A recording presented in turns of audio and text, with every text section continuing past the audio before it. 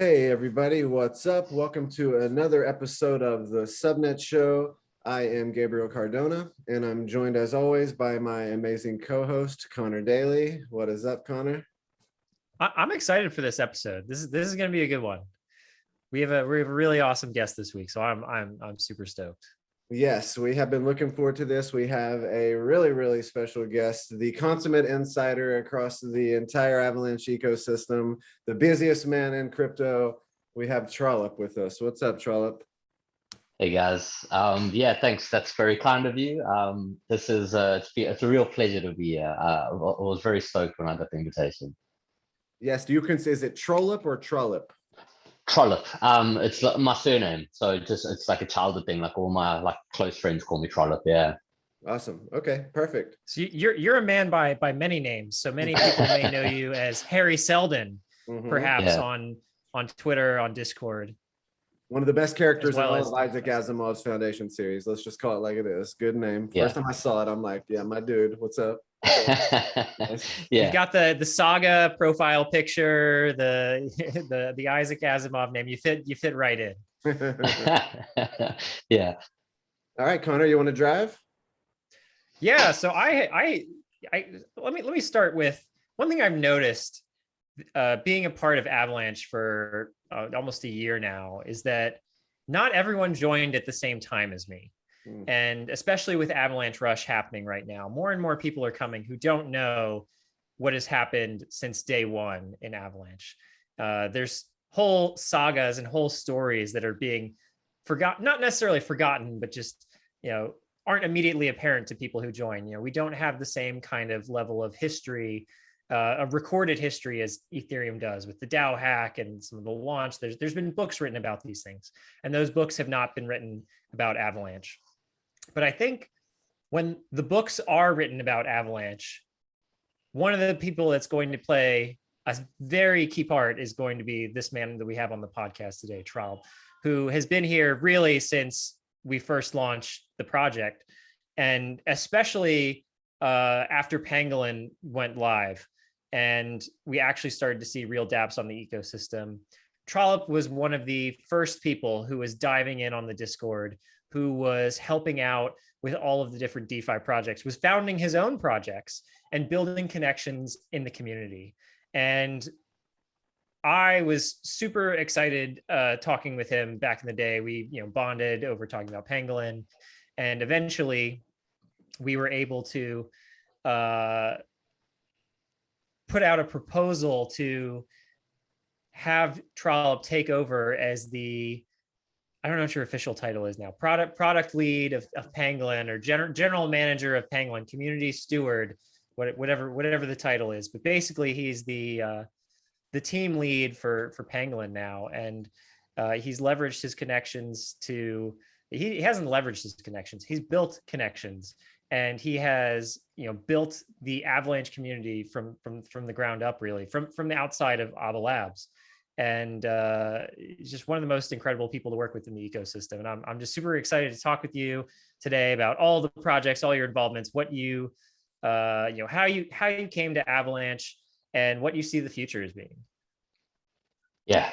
Yeah. Thank you. I mean, that's incredibly kind. Yeah, that means a lot to me.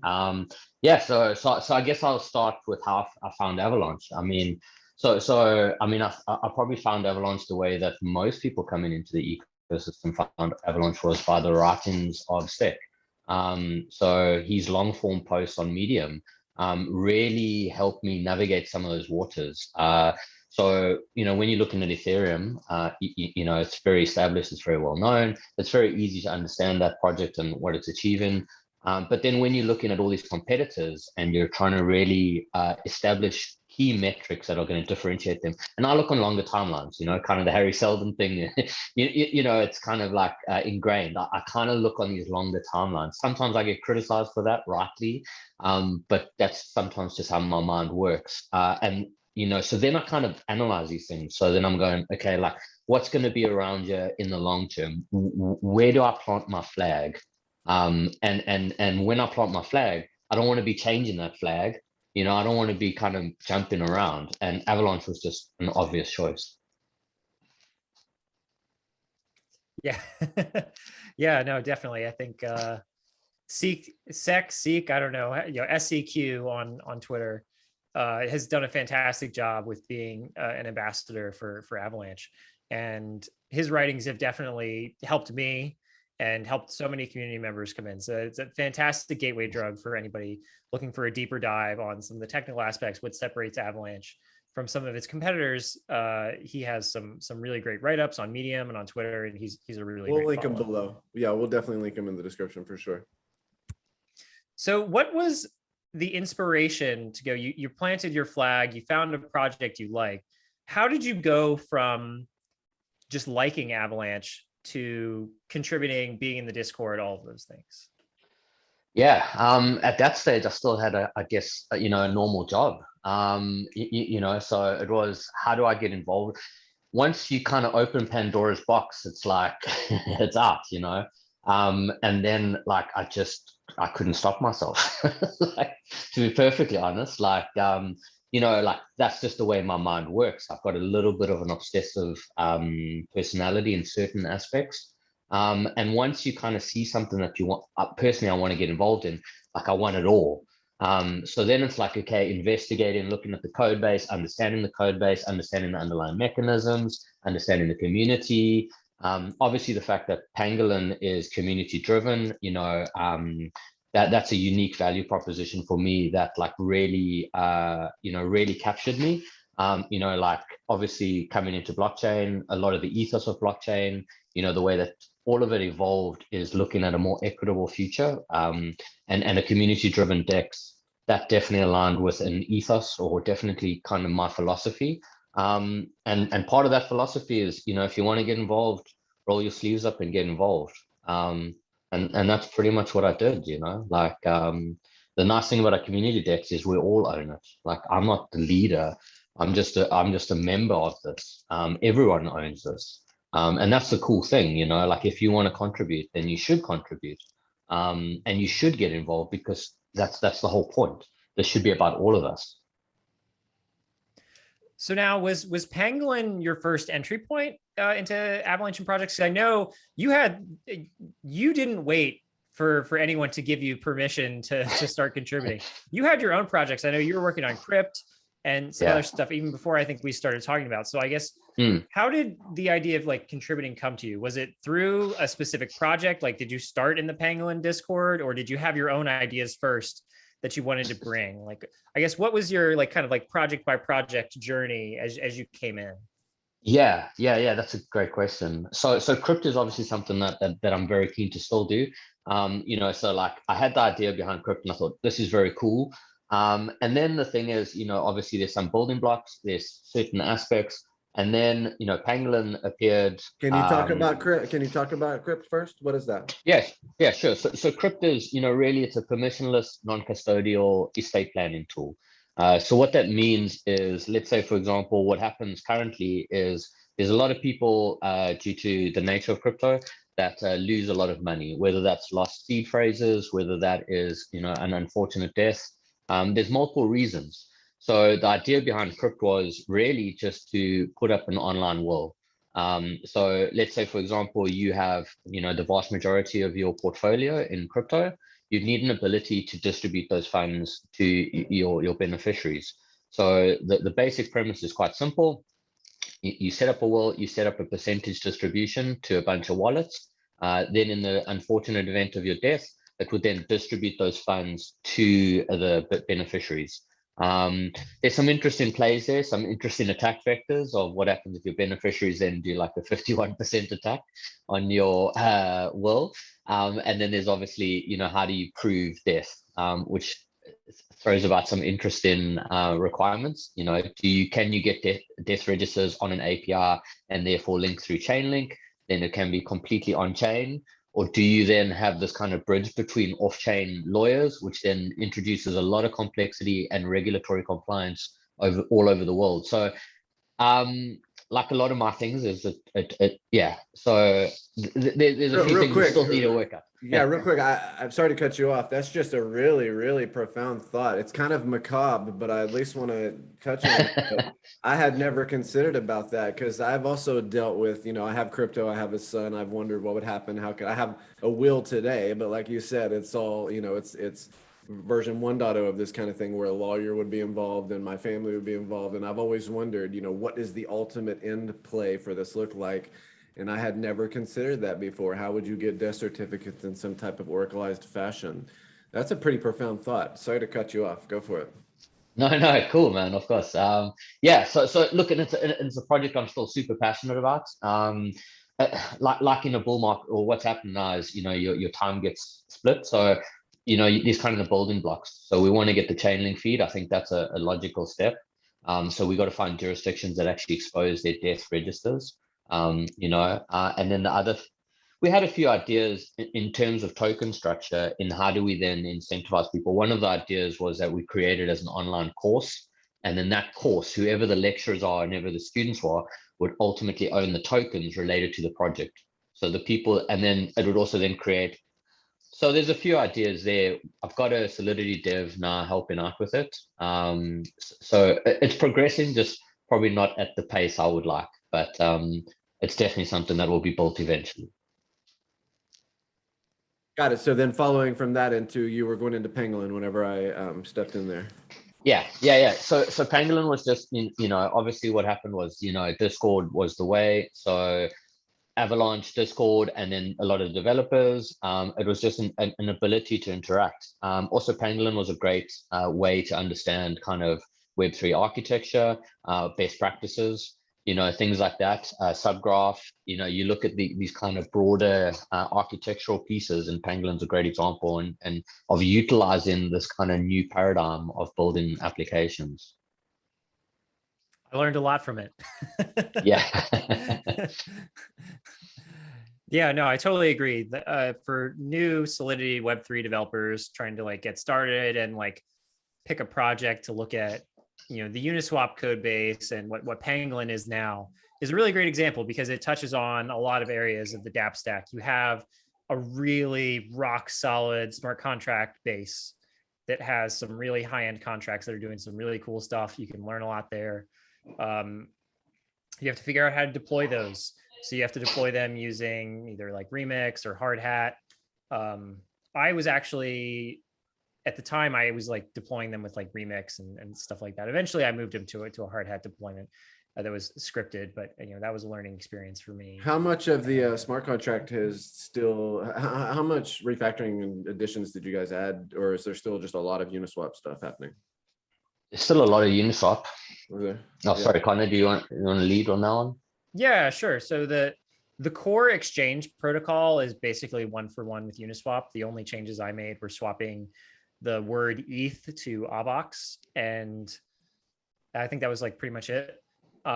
Which is good, of course. To point out the obvious part, that's good because that's rock solid code and it's been audited and it's in use across several different code bases. So that would be a good thing to change as little as possible with that particular layer of the stack. Yeah, there was that, and then the other gotcha for anybody else that I did have to change is there's a hard-coded hash of the compiled contract of one of them that you need for your create to deployment. And if you're an aspiring Solidity developer, you should look up what that means. I have a thread on it. And so that was one thing. Just every time I recompiled it, I would have to change this hard-coded hash. That was at least a day or two of headache for me when I was working on this. Then the pieces that I did add, there were the parts that I did add a lot of code were actually in these liquidity pools and adding this whole incentive structure for liquidity mining. That was all new, and some of it is borrowed from a short temporary liquidity mining program that Uniswap did, but it was not intended to be in perpetuity and was not renewed. And so I added a bunch of code for having incentivized token pairs, distributing tokens to them, and changing which token pairs are incentivized over time and at what rate. Got it. Okay. So then I think we were still kind of following Trollip's journey through. So you were doing Crypt, then you got into Pangolin, and you're also involved in Sherpa that I know of, probably others. How did that kind of unfold? So Pangolin kind of went through this stage where, you know, it was a community project, but it wasn't a community, like there was no one really leading the charge.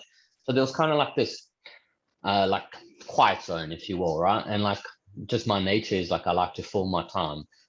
So like there wasn't really an easy path at that stage to contribute on Sherpa, sorry, on Pangolin. So I was looking to, you know, to get my hands dirty, and start exploring other things. So at that point, I literally put a message up on Discord, and I said, who wants to build a tornado fork? And I think Sasquatch from Snowball, he pinged me, Leo pinged me, Roby pinged me, and Cryptofish actually. I think those were like the original Sherpa kind of core people. And then yeah, we started working. We got MetaFox involved to do the UI and the UX, and the kind of illustrations, you know, that kind of iconic logo that you'll see floating around. And we just started doing it. And then someone introduced me to Anogo Plaster. Is he anon now? I don't know if I'm ever allowed to say him, but he was on the show, so so surely I'm allowed. Anyway, so and then Tyler got involved, and it's like there's this quote, you know, like be bold and great forces will assist you, and it definitely felt like that. It was just like all these great people just converged, and Yeah, they were that like, yeah, crew right there. Oh, that's a damn good crew. So it it's sounds like amazing. you obviously were aware of, you know, AMMs, and you were aware of Tornado, and you were aware of the graph. So do you have an experience with Ethereum or EVM development prior to this? So I knew about Ethereum for a long time, but so I come from a solution architect background in enterprise solution, and I was building something a while ago, which I still actually don't think is possible. I think subnets might make it possible, but when I was looking at building on Ethereum, it wasn't viable. It's still not viable to this day. And then I was kind of like, well, it's not as mature. And then obviously, you know, now it's a lot more mature than when I initially researched it. Okay, got it. And so something I've always wondered about was, what was the actual process like for Connor to sort of down ramp and then open up a leadership position for you and Pangolin? And was that was that formalized as a governance thing that happened as part of the DAO structure, or was that before that or outside of that? How did that all work? Yeah, so the way that governance works is you need 1 million PNG in order to submit an on-chain proposal. So and then you need it to pass. So basically, it was like we had to. First of all, it was okay. We're gonna do this. I'm gonna put my hand up, rightly or wrongly, and then deal with the community, some support, some pushback, as all these things go. And then I definitely knew that I needed strong people that I can trust, and people that had the same philosophy, and people that looked at the world through a similar lens as me. And Leo and Brandon, you know, are definitely people that, you know, align with that. I think they're incredible. I can't say enough kind things about them. So I approached them. I said, listen, you know, do you guys want to come on this journey? You know, I'm going to put this proposal up. Would you like to be involved? Thankfully, they said yes. And we put up this on-chain proposal. We hustled for 1 million PNG to get the amount required, and then we put it up for votes. And thankfully, the vote passed. And Yeah, Connor, no, the yeah, go for community it. at the time was just absolutely screaming for people to take over the project. And it was something that I could not continue to shepherd because of my other duties at my job. And I was basically at the time just only working on it nights and weekends, in addition to like a regular, you know, full-time plus job. And so, yeah, I mean, the vision was always to hand it over to the community, for it not to be like an Ava Labs own project or something like that, for it to be something that was for the whole Avalanche ecosystem to be a part of, and to see people actually take an interest in it. You know, it was so inspiring. And then having, you know, private conversations about like, hey, is this something you're interested in? And then actually going from that to putting together a team, like building a DAO, building a company from scratch.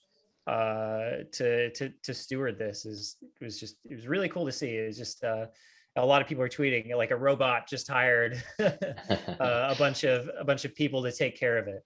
And I mean, it was a really cool example of a project that, you know, didn't have, you know, super clear leadership, was definitely like not centralized in a way that most other projects are. Most of the projects are like run by their founders and controlled by a tight group of token holders with the team allocation or VCs or something like that. But Pangolin is something that really is community driven, and the community has had a huge impact in it. And that has some pros and cons that come with it, especially for the team. But yeah, you know that better than anyone. Yeah, Pangolin, I've said this to Connor many times. In fact, I said it at the very beginning. So not so much anymore because the teams are evolving, but when Connor first joined the team, he and I were on the same team called the Hydra team. And I had told him multiple times, like, man, I would love to work on a Web3 project with you. And the feeling I get now, especially now that I know Connor a lot better, was that he was maybe just skeptical. You know, like he didn't know me, and I was just kind of like, hey man, I want to work on a project with you. And he was like, yeah, we'll work on something. And I remember whenever Pangolin came together, again, I felt skepticism from him, but maybe it was because I was being so direct. But I remember telling him, like, man, this is a really big milestone in my opinion. You have accomplished something that, in my opinion, in 10 years, when we look back, the launch of Pangolin will be a huge milestone for this particular chapter of the entire Avalanche journey. It really was the catalyst that it was the first sort of fully fledged DAO and DApp on the C chain. If you look at the transaction volume starting right around whenever he deployed it to mainnet, things just went crazy. All of the different projects which have launched and been able to get liquidity by, you know, creating a pair on Pangolin have just been critical for the entire Avalanche ecosystem. I really do. I always say this, I say it pretty much every episode. To me, social equity is worth more than money. And I told Connor at the time, like, man, you are rich now with social equity. Your personal brand has went out the roof. You have accomplished so much that people are going to take you at your word. And so I've always thought that Pangolin was a super significant milestone. Did you sort of get the same feeling sort of watching it outside? What was your experience watching it all come together and then being like, hey, I'm going to join this team? How did that all feel? Yeah, I mean, like massive respect to Connor, you know, like I really incredible respect. It's an interesting emotional because there's emotions of the crowd. So with a DAO and a community driven project, you go through these waves, right? And like at some points that community turned a little it wasn't a positive place, you know, and some members of that community perhaps engaged in behavior that maybe that hopefully they weren't proud of or aren't proud of, but you know that's the nature of this. So it's how do you separate the noise, you know, and this is something that I struggle with even today. You know, I speak to some people and like I leave the call and I'm just buzzed, man. I'm just like, oh, that was amazing. And then like sometimes I go on Telegram and I feel like I've like committed like some horrendous crime. So it's like, so you're killing yourself building this thing, you know, like doing crazy hours, like, you know, sacrificing all these things. And then there's this emotional roller coaster you're going through. And I think a lot of people don't understand that. Do you feel like you are working on another catchphrase I've been using is the Unicorn DAO?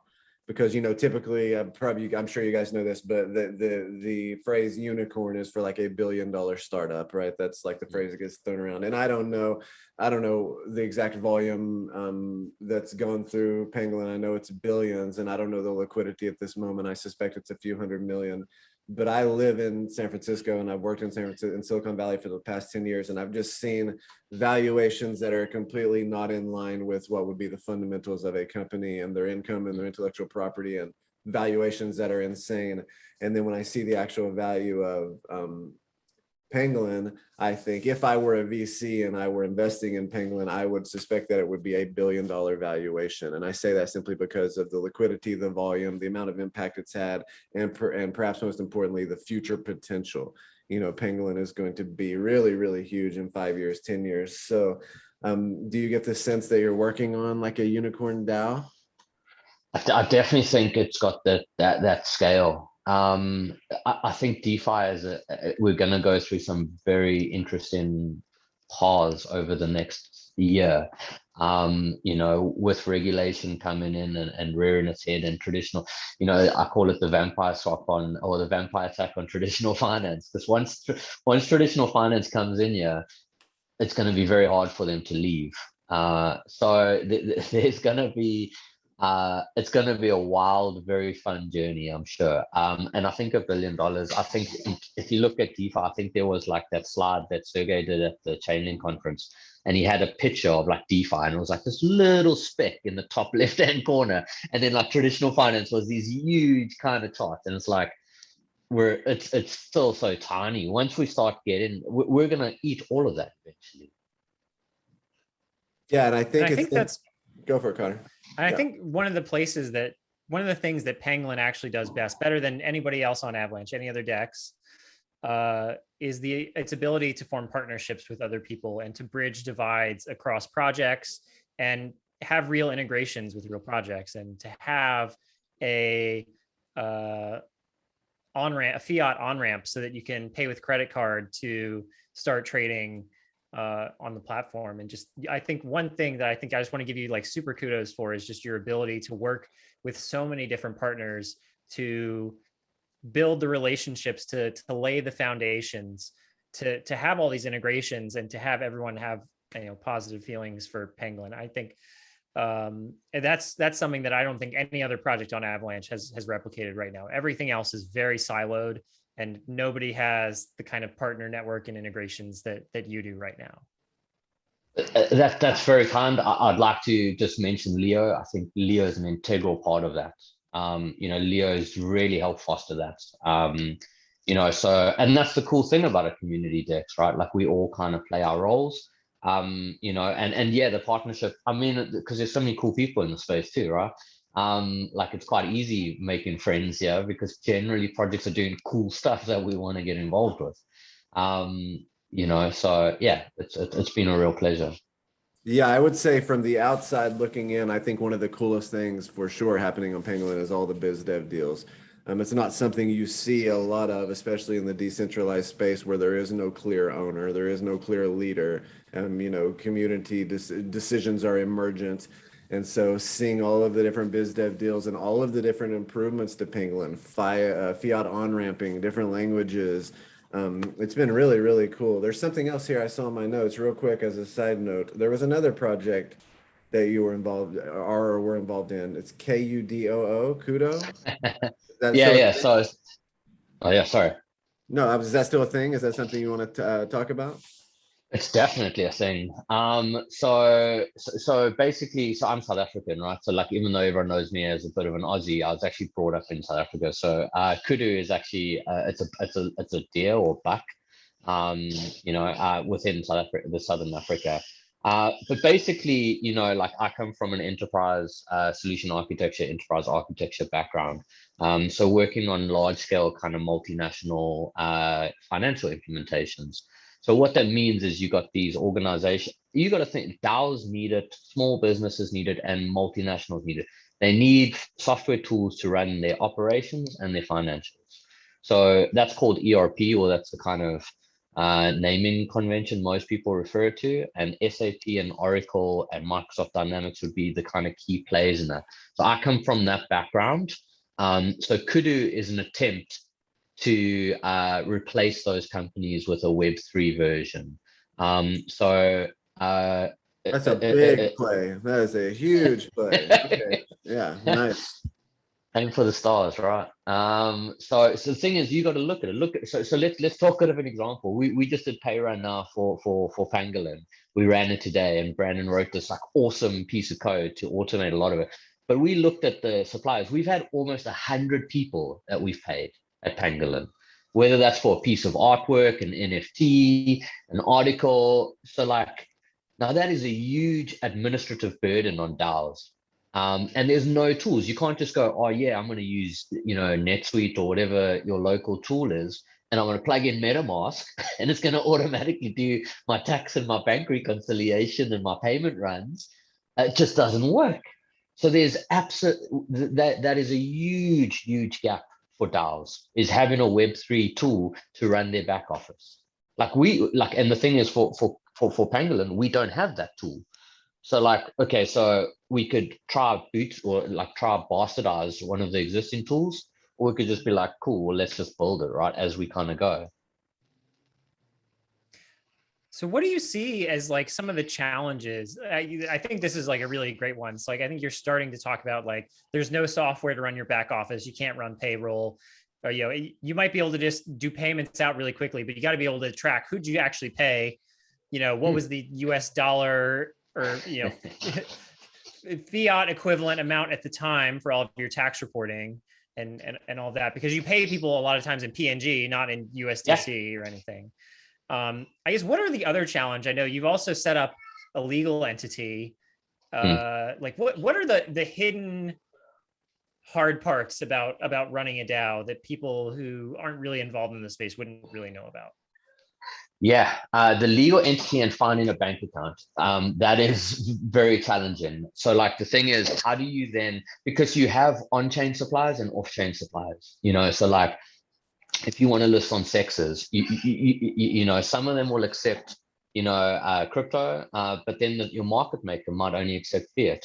Or, you know, you want to engage with auditors. There's sometimes some suppliers will accept crypto, others won't.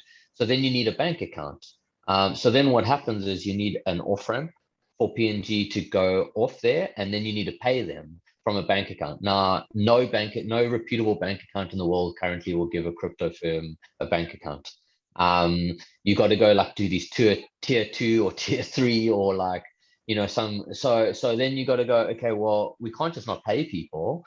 So then like I've got a business in Australia, which then serves as a petty cash. So then Pangolin pays my business in Australia, PNG, that then goes into a petty cash, gets converted into fiat, and then my business account then pays people. Now that puts risk on me, right? So the lawyer's always like, don't do that, bro. Like you're putting yourself in like danger. But like, what other option do we have? We got to pay people. So the thing is, then you got to like deal with the lawyers, and they're like, oh, you got to lock this up, man, because if the regulators come after you, they're coming after you.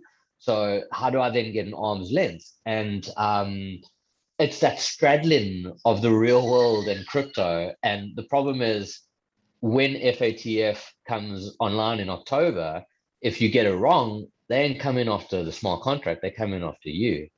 So that's a challenge. So one, I think, FATF. I was gonna say, yep. Go ahead. No, go ahead, Google. Just FATF. Can you explain to me what exactly is coming on in October? Yeah, so it's the Financial Task Force. But so basically, it's an international organization, and what they do is they check to make sure that people aren't money laundering or sponsoring terrorism. So international, I think it's like, I don't know, call it 160 countries have signed up. So they release guidelines, and they're like, oh yeah, these are the international guidelines, and then each country can implement it based upon how they want to. So I think it's the end of October, they're releasing the final draft of that. Then it will be up to countries to implement their interpretation of that. So they determine, so they got a VA, which is a virtual, I can't remember what the acronym, but it's basically a virtual financial service provider. And Pangolin is clearly one. And the initial draft says, these people have to do KYC. These people have to do this. So the thing is, now it's like, okay, so you can be a maxi and you can be like, no, like we ain't never going to comply. And, you know, like, or you can be like, okay, well, I don't know if that's a battle you can win. Sure, right. And that's one of the interesting thing about Avalanche to me, and why I think Avalanche stands the chance of doing really well in the new regulatory compliant environment. I think we're all realists and we all appreciate that regulatory compliance is coming. There's no question about it. It's clearly coming now. I mean, obviously. And that's one of the benefits that Avalanche has, is this ability to do these permissionless and permissioned subnets, which can have regulatory compliance, where you can have complex validator rule sets. So you can say like, every single validator in my validator set has to be located within this physical US jurisdiction. They all have to have, we have what's called properties, so you can tie key value pairs to addresses. So you can say every address has to have a certain type of legal license or something. But what's really cool is that's tempered with the ability to do permissionless networks. So we have the full spectrum. It's not like we're just trying to push everybody into the direction of permissioned and regulatory compliance. We also have a best-in-class suite of APIs for doing permissionless networks. So if you want to build the next Bitcoin or the next Ethereum, you should do that on Avalanche. But if you're also doing some integration with a Wall Street firm or something like that, you should also do that on Avalanche, and then you get the best across both worlds. Connor, So I wanted to give a shout out to one of your friends, Gabriel, Caitlin Long in Wyoming. Because this is actually one of the key innovations that I think that she is kind of spearheading over there is Wyoming DAO legislation. And so I believe you can actually incorporate a DAO as a company in Wyoming right now. Yeah. Which is, was that something that you looked into at all? Yeah, so Sherpa in particular is one that I'm super worried about because, you know, there's kind of like an escalating thing. They're going to come after privacy first, right? That's probably going to be the first cab off the ranks. So what I like about Wyoming, actually been talking to Tyler about this, is they do algorithmic ownership, right? So based upon your multi-sig, then that will then be like a fractional ownership of the DAO. I think like we've had our lawyer look into it. I think the legal framework is quite young. So I think we'll see quite a few iterations over it, but it definitely makes sense. The problem is a lot of these guys, you know, you're expecting a lot of these guys to then form their own company, and then that company consults to another company.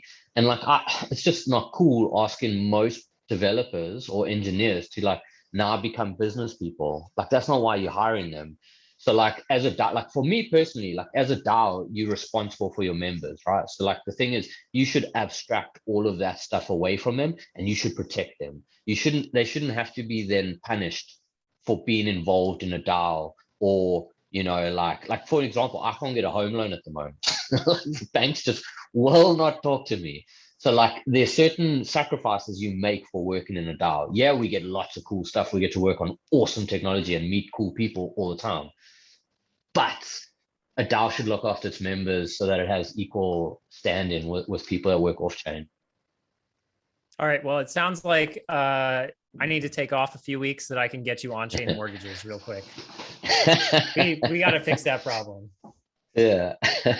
Yeah, speaking of Caitlin, I want to give a shout out. So this September the 24th, so this month, I will be at the YO Hackathon in Wyoming, in Laramie. I'm actually presenting at DAO Day on the power of DAOs and the future of organizations.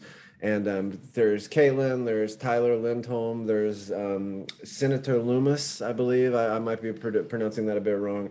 But there's an entire squad there, and I'm really confident that the work they're doing is going to have an impact for decades, generations. Their vision is so huge. It's really, really, really inspiring because you fly into Denver. You can't even fly into Laramie, of course, you know. You drive 2 or 3 hours into Laramie, Wyoming. It's absolutely beautiful. It's one of them. I've been all around the world, and it truly, when you're driving from Denver to Laramie, it is stunningly beautiful. Some of the vistas you get, the plains are just insane. Then you arrive in Laramie, and it's like like an old cowboy town. I don't know if that sounds derogatory. I don't mean it to be, but it's like, you know, they've literally got on their street post, they've got like a bunkin' bronco is like their symbol. You know, it's the symbol of the rodeo. It's the symbol of the YO Hackathon as well. And then there's also a lot of wealth there. So there's a lot of mineral and there's a lot of like wealth, like natural resources and minerals. The largest concentration, I believe it's per capita, but like one of the largest concentration of billionaires in the entire United States, I believe, is in Jackson Hole, not Laramie. But, you know, you drive into this town and it's relatively small, you know, it's a small town. And then you arrive on the campus of, you know, the University of Wyoming, and you get a sense of like, yeah, there's some serious players here. There's some really, really big wealth. They have an absolutely world-class campus. They have a huge engineering building. And then every single year they have the YO Hackathon. This is the 4th one. I went to 2018, 19. I missed 20, of course, and then I'll be there again this year in person. Goon is supposed to be there as well, although I'm not 100% sure that has been finalized, but I will definitely be there. And I'm giving a presentation on DAO Day. If anybody can make it, I really do mean it, that WYO Hackathon has got to be one of the best crypto events in the entire United States.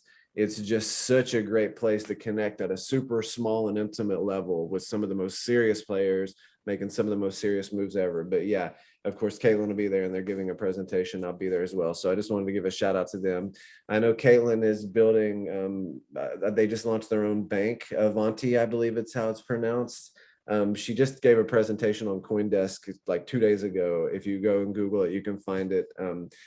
They're doing all kinds of stuff. It's been a while since I ran through all the rules in my mind, so I'm a bit foggy, but I remember like one of the things they're doing is whenever you do an ICO, every single token sale is like an LLC, which is completely firewalled from all other token sales.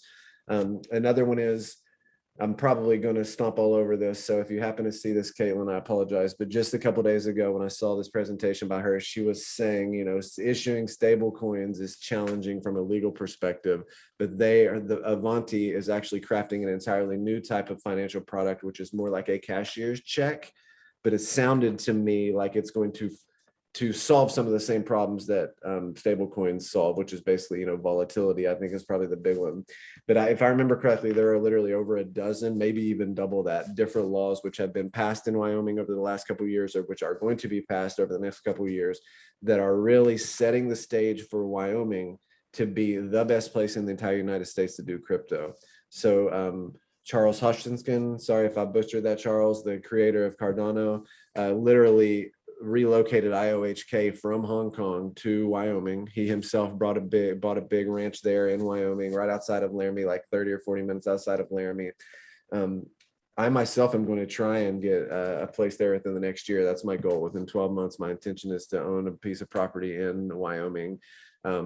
I really do feel like, again, I'm like you, Trollip, I like to extrapolate into the future. I like to take, just for fun, I like to take a couple of data points and say, what happens if we just follow that trend line way out? And of course, that's never usually the way it plays out, but you know what I'm saying. And to me, they are setting the stage with the work they're doing in Wyoming to be incredibly transformative in like generations from now. I could totally see in generations from now, there being a huge tech hub based out of Wyoming, Laramie and Jackson Hole, and it tracing its roots back to right now, where if you're going to incorporate or do anything with regards to tokens in the United States, you're certainly not doing it in New York because they got the bit license, which, we've dealt with personally, and that's all kinds of fun.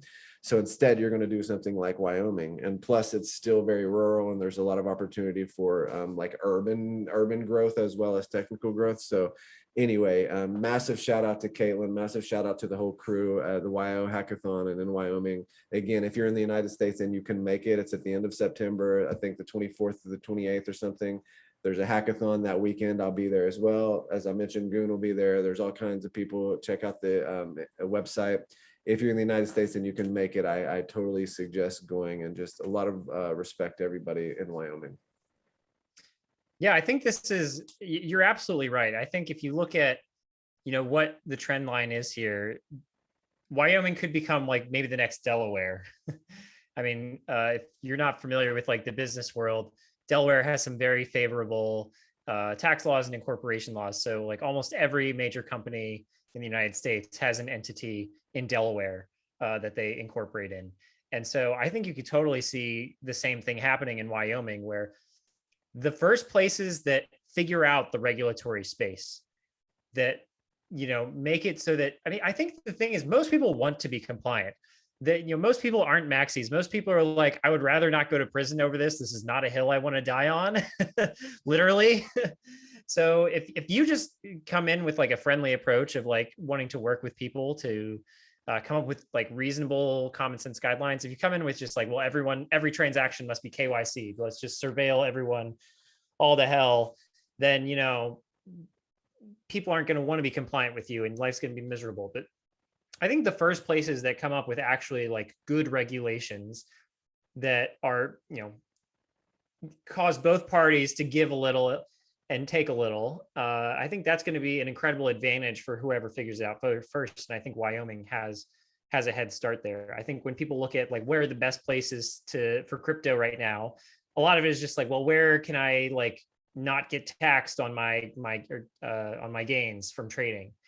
That's one perspective. But I think in the long run, that's not going to really win out anywhere. And also, if you're a US citizen, you have to pay taxes even if you move over there. It's like, that doesn't go away as long as you want to still be a citizen.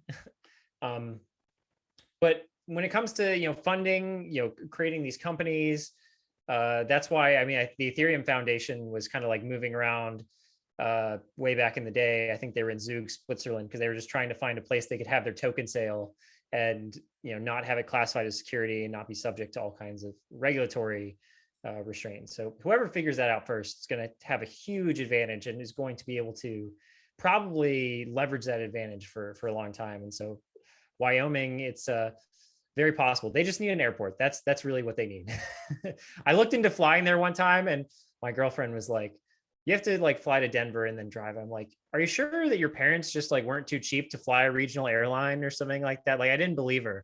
And then I like searched it myself. And then it was just like, oh, don't worry. Expedia found me a flight, but it was only like a private charter, like, multiple thousands of dollars, like, like for just a few hours. Like, okay, yeah, they really like need some real airports there. Yeah, okay, so it has been right around an hour, so I think we could probably start at least approaching where we're going to wrap it up. Are there any shout outs or anybody on your team you want to give a shout out to? Any projects which are exciting that are on your radar? Yeah, I mean, obviously the team is, I see them every day, and the work they put in is outstanding. Leo and Brandon, then there's the broader team. We've just hired Abdullah to come across as the UX designer. We've got Saji starting as a front-end developer. We've got a head of people. We've got a new master of coin.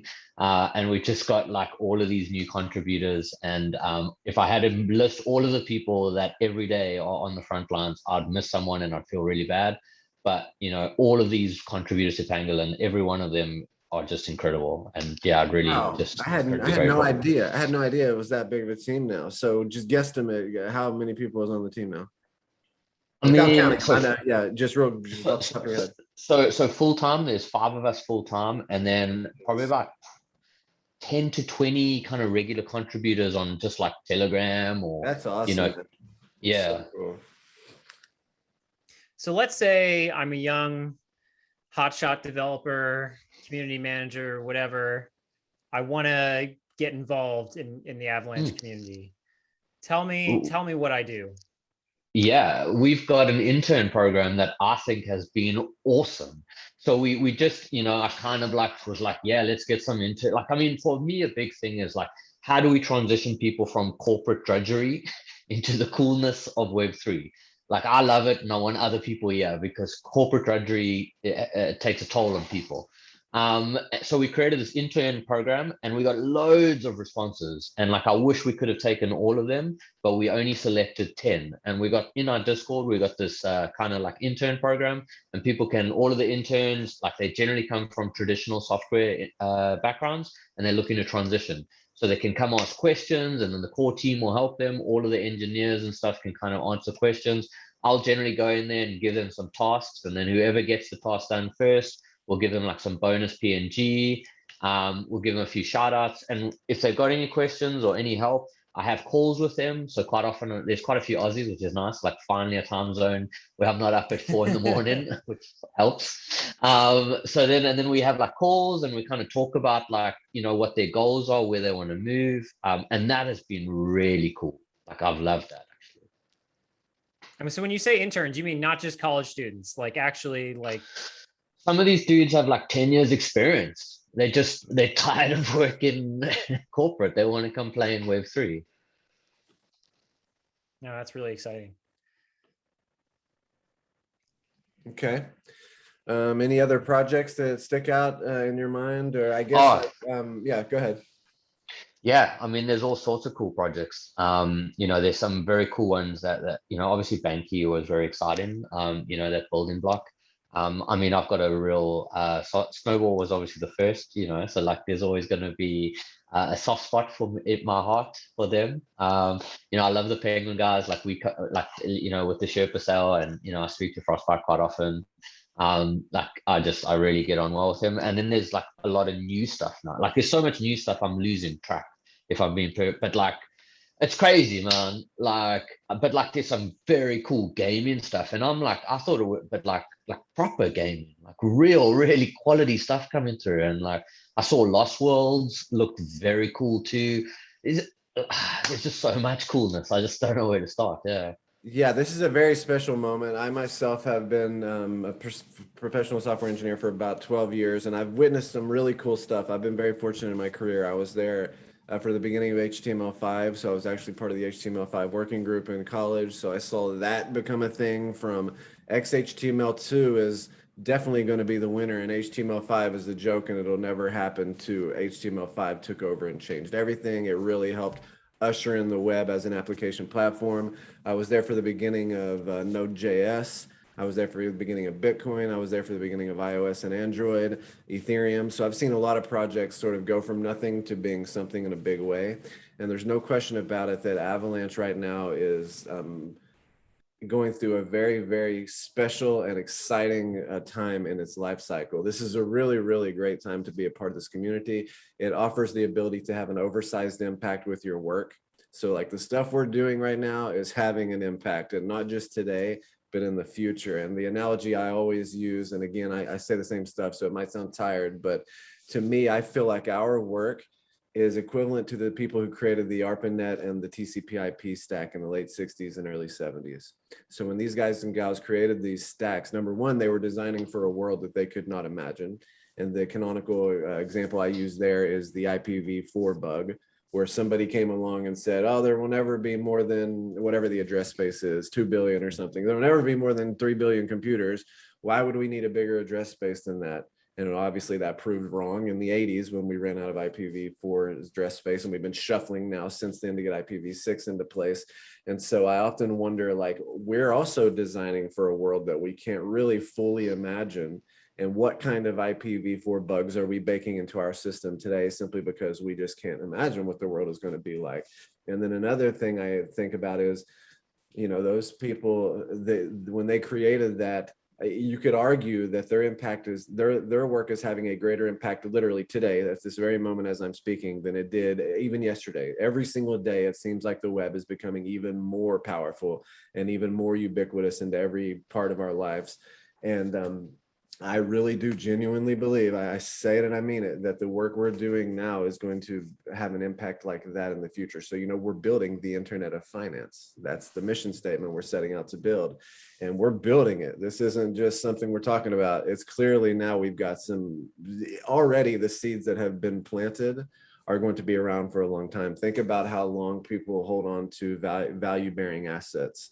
And there's a lot of value-bearing assets already on the Avalanche network. So it's not like it's just going to go away tomorrow or something, right? And the pace of change accelerating. And then now with Avalanche Rush and all of these new people entering the ecosystem. So I often say, like, it's a great opportunity to have an oversized impact with your work. And you can see the impact you're having, and then you can kind of extrapolate and project where you're going to be in the future. And it's also a really great time and place to meet amazing people. So, you know, like Connor, really, well, I've said this 1,000 times to Connor, but one of the greatest things that's come out of this last chapter for me working at Ava Labs is just meeting Connor. I really, really like Connor a lot. I have a ton of respect for Connor, and I know that he's going to have a very, very bright career, and it's cool to me to check in with him at this stage in the career, and to be like, yeah, it's going to be exciting to check back on Connor in 10 years and to see where he's at. And everybody at Ava Labs, we've just got so many quadruple plus players. So yeah, it's just a very special time to be part of the Avalanche ecosystem, and I extend the offer to everybody. It's not just engineers. We are hiring, and we need people across the board for all of the different skill sets, from designers to project managers to biz dev people to obviously engineers and everything in between. And so I just extend the invitation to everybody. If you heard anything today that inspired you, reach out to us. Check in with us on Discord. Check in with us on Twitter. What is your Twitter handle? Trollip? I think it's J Trollip. J Trollip. Just spell it. JTROLLIP. Got it. And then Connor? DAS_Connor, DAS_CONNOR. Yep, and I will of course leave links to everything in the description box below. All the different links for the projects that Trollip is working on, and all of the different stuff we talked about. I'll drop Crypto Sex Medium thing in there. I'll drop everybody's Twitter. So I guess it's been an hour. We can wrap it up. So let's go around one last time, and then I'll wrap it up. So we'll just give final shout outs and final thoughts.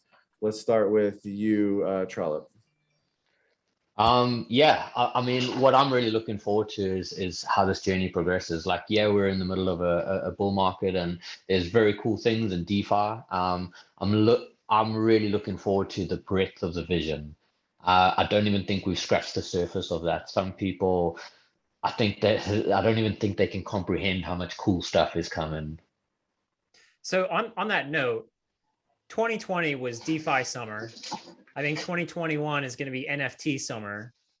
You're seeing projects in early stages before anybody else. You are building stuff before anybody else. What is 2022 summer going to be?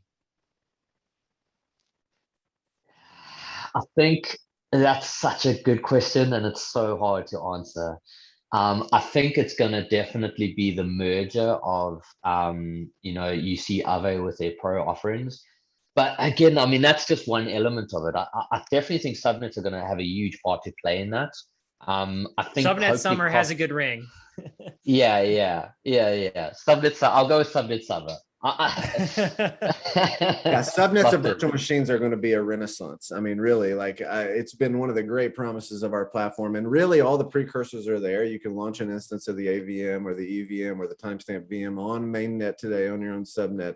But as we move into the Blueberry network upgrade, we're going to have like permissionless subnets and cross subnet transfers. So there's a lot of really special sauce that's going to be landing soon. But already subnets and virtual machines are there. And I really do believe that virtual machines are going to be the catalyst for a renaissance in blockchain technology. So yeah, I think Subnet Summer is a good one there. Any last minute thoughts before we pass it over to Connor? No, I'm good. Connor. So I'm going to say you always, you monologue so long and then you toss the mic to Justin. I can't say that, you're like, oh, you say all these nice things about me, then you don't give me a chance to respond. So I imagine everybody's like, oh, Gabriel has a lot of nice things to say about Connor. Connor never says anything nice about Gabriel. But I wanted to correct that. I wanted to mark that in the record. And also earlier in the podcast, you were like, Connor he was like hesitant about working on a project with me. You think I assigned tasking at that point? Like they didn't give me any help. You think I could pull you onto my project? No. But yeah, no, it's been meeting both of you and getting to work with you has been absolutely the highlight of my time in the ecosystem, and meeting all these fantastic developers and business experts and community managers and marketers. It's just so cool to see all of the talents on display. One thing that I didn't realize when I came to crypto is that like all of my interests would kind of collide all in one, and that I thought I was just scratching my technological itch. I had no idea that I would also be working with major sports teams, also working with gaming firms and people, creating all these things. It's just like, wow, crypto is going to touch everything. Every company is going to become a crypto company. And if you can get in early, like you can choose what path you follow, and whatever your interest is, like there's a crypto tie-in, like literally. And it's such an exciting thing. And I think we're at an inflection point right now. I think Avalanche Rush, I think, is changing things. And just in the last 3 weeks, we've seen monumental, like exponential growth. And so if anybody's on the fence, the ocean, for the last year, we've really had the, developers that have come have really had the opportunity to be big fish in a small pond. But that pond is getting bigger every day. So the biggest thing I would say to any listeners who are like on the fence, don't wait. Like opportunities that you have in the traditional world are still going to be there 5 years from now, 10 years from now. But these opportunities that are there right now are not going to last forever. They might change, and they might differ. They might become, the corporate job that you're doing now might become a crypto corporate job in the future. But to be a part of this kind of like flourishing Web3 ecosystem, like, fortune favors the bold, the people who, take risky moves and move fast. And I think that's that's the biggest lesson I would kind of impart to anybody is like, don't wait. I feel like I waited too long. And I don't know anybody who's just like, I wish I would have waited another 6 months so far, other than like, you know, maybe if you bought at the peak and sold at the but you know, for any like just like actually joining the work, you know, I think the sooner the better. Got it. Okay. Yeah. And so to sort of touch on something he said there. So this Avalanche rush thing has just been it's been the catalyst for a phase shift. So that's the only way you can even sum it up. In the past week, pardon me, api.avox.network, which is our public pool of machines, which are our RPC nodes. We have, of course, mainnet and testnet. In the last week, we've got over 9 billion requests. At peak time, we've been getting 25,000 requests per second. So, you know, just think about that in your mind. That is in the last week. And so, of course, that number is going to absolutely accelerate. We haven't even had some of our major partners yet really even begin in the Avalanche Rush thing. And then there's still other partners to be brought on. And then there's subnets and virtual machines. There's a whole other round of stuff which is about to happen. So, yeah, I agree with Connor. Nobody has ever you know, felt like they should have waited longer to get in. And the best time to do it was yesterday. The next best time to do it is now. So again, I'll extend the invitation to everybody who's watching this. Please reach out to us on Telegram or Twitter or Discord, whatever. All three of us are more than happy to help on-ramp into the ecosystem. So I think that's it. I think we'll wrap it up. Thank you so much, gentlemen, for your time. Incredibly grateful. Trollip, you have an open invitation. If there's anything you ever want to plug, or if you just want to get on here and chat with us, please just give us the word and you can join us anytime. My name is Gabriel Cardona. Thank you so much, everybody, for joining us.